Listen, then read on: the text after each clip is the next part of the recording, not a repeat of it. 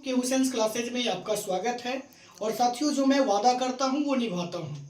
साथियों, मैंने लगातार आपके लिए मैं वीडियो अपलोड करता हूं और मैं आपके लिए ही मैं आप अगर कहीं पढ़ते होंगे ना, तो यकीन मानिए जैसा मैं कंटेंट आपको दे रहा हूं वो आपको नहीं देता होगा। इसीलिए आप क्या करें, इत्मीनान से इस वीडियो को ज़रूर देखें।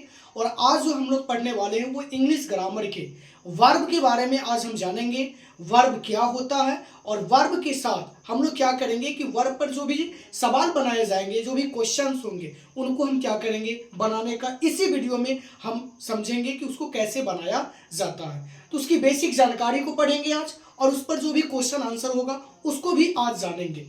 यह वीडियो लंबा भी हो सकता है, इसके लिए आपको घबराने की ज़रूरत नहीं है। चलिए बिना देरी किए हुए वर्ब को समझने का प्रयास करते हैं। लेकिन एक और बात मैं आपको बता दूं कि साथियों, बड़ी मेहनत के साथ मैं आपके लिए वीडियो अपलोड करता हूं, तो अगर आप देख लें तो इसे शेयर ज़रूर करें।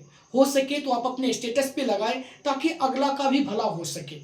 आप खुद ना पढ़ें, दूसरों को भी पढ़ने का मौका ज़रूर दें, क्योंकि किसी की जानकारी ना हो मेरे चैनल के बारे में तो उसको भी ये जानकारी हो जाए और वो यहाँ से अच्छे कंटेंट और अच्छी बातें यहाँ से सीख पाए।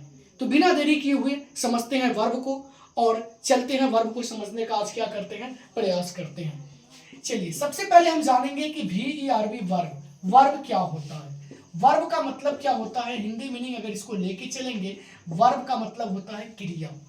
ध्यान से समझेंगे, वर्ब का मतलब क्या होता है, क्रिया होता है। इंग्लिश में अगर हम कोई भी सेंटेंस अगर लिखेंगे तो वह सेंटेंस में अगर वर्ब नहीं होगा तो याद रखिएगा वह सेंटेंस अधूरा है, या मान के चलिए कि वो सेंटेंस ही नहीं होगा। ध्यान रखेंगे, मतलब अगर माना गया है तो वर्ब जो होता है ना, वो इंग्लिश का क्या होता है, रीढ़ होता है, मेन हड्डी होती है। जैसे कि आप खड़े हैं तो वो किस पे खड़े हैं, पैर पे खड़े हैं, तो वो क्या है, अगर वो पैर हट जाएगा तो आप किस पे खड़े हो जाएंगे वो आपको भी पता हो जाएगा। तो यहां पे हमको समझना है कि वर्ब क्या है। वर्ब का मतलब होता है किसी काम का होना। हिंदी मीनिंग इसका हो जाएगा किसी काम का होना ही वर्ब कहलाता है। पढ़ना, लिखना, खाना, आना, जाना, रोना, हंसना, एनीबडी, आप कुछ भी अगर हिंदी मीनिंग का लास्ट में अगर नो आकर ना लागल हो तो समझ जाना कि वह क्या होगा, वर्ब होगा। वो वर्ड क्या कहलाएंगे, वर्ब कहलाएंगे। लेकिन शर्त यह है कि वह कोई काम को दर्शाता हो। सोना, एक सोना पहनने वाला हो जाता है और एक सोना जो हम रात्रि में नींद लेते हैं, दोनों में अंतर है। GOLD गोल्ड और SLEEP स्लीप। तो स्लीप वाले जो हो जाएंगे वो साथियों हमारे क्या हो जाएंगे, वर्ब हो जाएंगे। और GOLD गोल्ड, वो जो सोना हो जाएगा वो हमारा क्या हो जाएगा, नाउन हो जाएंगे। तो यहां पे हमको समझना है कि वर्ब किसको कहते हैं। अगर इंग्लिश डिफिनेशन अगर इसका लेके चलेंगे तो बहुत सिंपल सा इसका इंग्लिश डिफिनेशन होगा। वो क्या होगा, जरा ध्यान से समझेंगे कि इंग्लिश डिफिनेशन अगर बात करें वर्ब की तो इंग्लिश डिफिनेशन इसका हो जाएगा, a verb is an action word. Action word, a verb is an action word. मतलब वर्ब को हमको अगर कोई बोलेगा कि भाई इंग्लिश में इसका डिफिनेशन क्या होगा, ध्यान से समझेंगे। बहुत सिंपल सा इसका डिफिनेशन मैंने आपको बताया कि a verb is an action word. इसका हिंदी मीनिंग अगर निकालते हैं तो इसका हिंदी मीनिंग हुआ किसी काम का होना ही वर्ब कहलाता है। मैं लिख देता हूं ताकि आपको किसी प्रकार की दिक्कत नहीं हो। अगर इसका हिंदी मीनिंग में लेके चलेंगे कि क्रिया क्या है, तो ध्यान से समझेंगे कि किसी काम का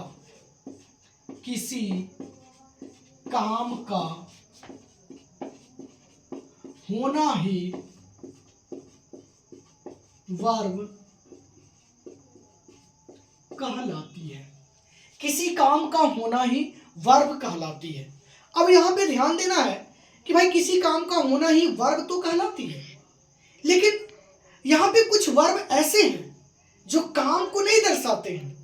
वो वर्ब क्या हो सकते हैं, तो याद रखेंगे जब हम वर्ब को, ध्यान से समझेंगे मेरी बात को, जब हम वर्ब को दो भाग में बांटते हैं, ध्यान से समझिएगा, जब हम वर्ब को दो भाग में बांटते हैं तो एक हमारा हो जाता है हेल्पिंग वर्ब और एक हमारा हो जाता है मेन वर्ब।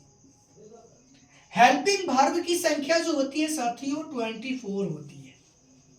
और इसकी अगर एग्जाम्पल की अगर हम बात कर ले तो इसकी एग्जाम्पल आप लोग अच्छी तरह से जानते हैं। एम हो जाएगा, इज हो जाएगा, आर हो जाएगा, वाज हो जाएगा, वियर हो जाएगा, सैल हो जाएगा, विल हो जाएगा, हैव हो जाएगा, हैज हो जाएगा, हैड हो जाएगा, डॉट डॉट करके कैन, मतलब ये सारे क्या हो जाएंगे, हेल्पिंग वर्ब हो जाएंगे।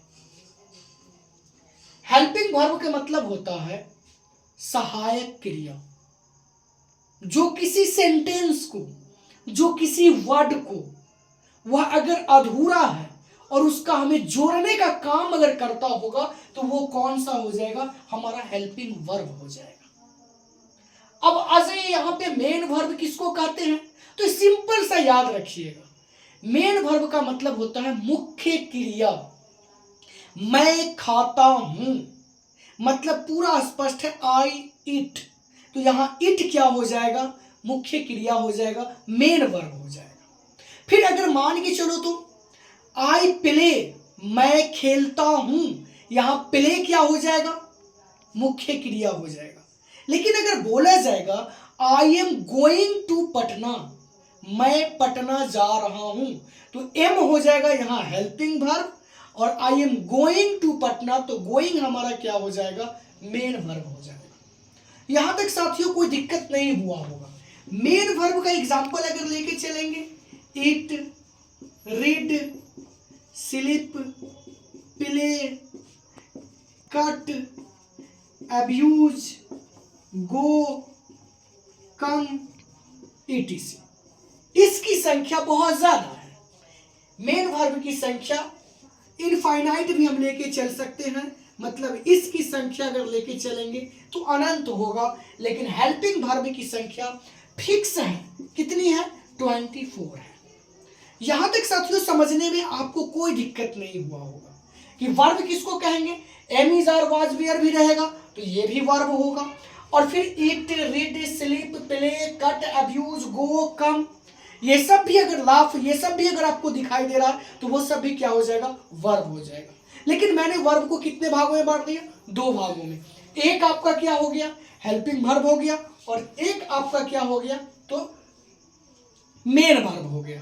अब हम इसके कुछ क्वेश्चन, 10 क्वेश्चन अभी हम आपके सामने में लेके चलेंगे, और उसमें से सीधा सीधा चुनना क्या है, हमको सीधा सीधा चुनना है वर्ब कौन सा है, और उसको देखेंगे। मैं आपके सामने में प्रश्न लिखूंगा, अगर आपको आता होगा तो कमेंट सेक्शन में आप जरूर इस बातों का जवाब जरूर मुझे दीजिएगा। तो बिना देरी किए हुए उन सारे सवालों को समझने का क्या करते हैं, प्रयास करते हैं। अब चलते हैं कि 10 सेंटेंस क्या क्या हो सकता है, तो देखेंगे कि 10 सेंटेंस हमारा क्या क्या हो सकता है।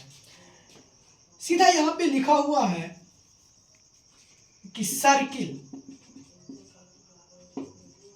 दी वर्ब, जो वर्ब है उसको आप घेर दीजिए। जैसे यहां पे कहा राम इट्स अ मैंगो, दूसरा सेंटेंस दे दिया he is Ram, I have a car, you are a good boy, they have a bag। फिर 6 नंबर अगर सेंटेंस लेके चलेंगे तो लेके चलिए this is Ram, Mohan is sad, I can go, there was water, I laugh,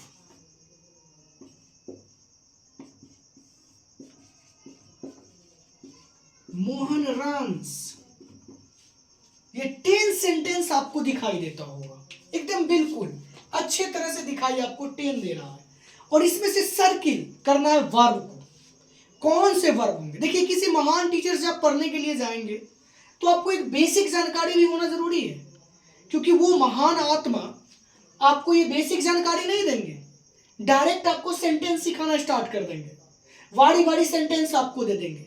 अगर वर्ब अगर आपको आएगा ना तो आपको सेंटेंस बनाने आएगा, आपको टेंस बनाने आएगा, आपको मूड समझ में आएगा, इस तरह के ग्रामर के जो सारे रूल होते हैं उस पर आपकी अच्छी पकड़ हो जाएगी। और हमारी यही खेला खत्म नहीं हो रहा है, अभी इसकी 5 वीडियो और आएगी और वो आपको देखना पड़ेगा अगर आप अच्छा नॉलेज लेना चाहते हैं तो चलते हैं, इसमें से कौन से वर्ब हो सकते हैं।